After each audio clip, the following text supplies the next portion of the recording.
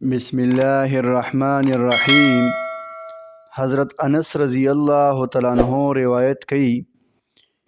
ماوی د پیغمبر صلی الله علیه وسلم نه دا خبره واوریده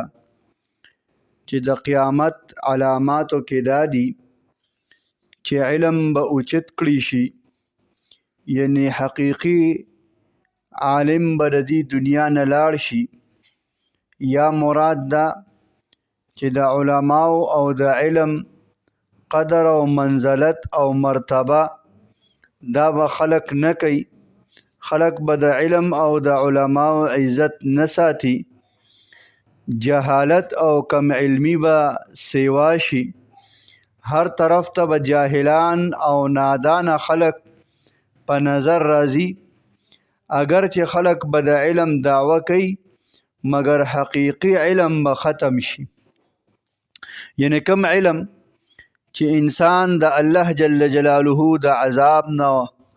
د الله جل جلاله د گرفت نه بچ کوي، هغه اصل علم دی. وی طلبنا العلم لغیر الله. علی رضی الله تعالی عنہ فرمای وی مونږه د غیر الله د پاره علم طلب کو او علم مونږه د الله کړلو. نو چې کوم علم تا د الله سره ملو نکی، د الله سره د تعلق برابر نکی، دغه علم نه دی، دا صرف معلومات دي. او بیا فرمای انس رضی الله تعالی عنہ وی نبی علیہ الصلوۃ والسلام او فرمایل چې شرم او حیا به د خلکو نه ختم شي، غیرت به ختم شي، زنا به عام شي، شراب خوری به زیات شي، فتنه او فساد دا به سیوا شي، د سړو تعداد به زیات شي، او دکرنګې د زنانو تعداد به د سړو په مقدار نور هم سیوا شي. حتی پیغمبر علیه الصلاۃ والسلام فرمای چې د یو سړي په سر باندې به 50 زنانې، مطلب دا نه چې ګنې د 500 زنانو سره به د هغه نکاح او واده شوي،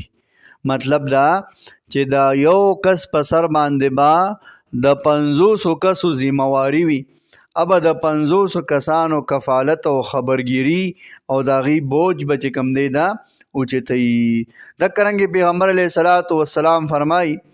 جابر رضی اللہ تعالی عنہ روایت کئی وی پیغمبر علیہ السلام فرمایل چې دروغجن خلقو کثرت بوشي، ډیر خلق دروغجن به پیدا شي، لہذا داغي نزان بچ کې. نو یا خو ته مراد هغه خلق دي چې د دروغ او حدیثونه بیانوي،